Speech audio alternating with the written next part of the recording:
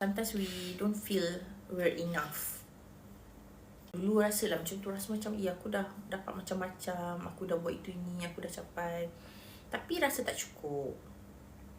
Lepas tu bila buat sesuatu pun rasa macam tak ada arah tuju. Sebab penat tu yang macam take over tau, take over. Dan dia macam cover kita punya, orang kata apa, emosi kita pun setakat, orang kata apa, rasa penat tu lebih lagi lah daripada rasa-rasa yang lain. So mungkinlah korang macam jarang dengar orang cakap kan, tapi sebenarnya penat ni kan, ini aku adalah sama advice. Dia cakap, tahu tak, sebenarnya penat ni dia bukannya musuh tau, tapi it's a signal. It's a signal that masalah bila kita, sebab kita penat, tapi sebab kita tak pernah nak dengar the tiredness tu.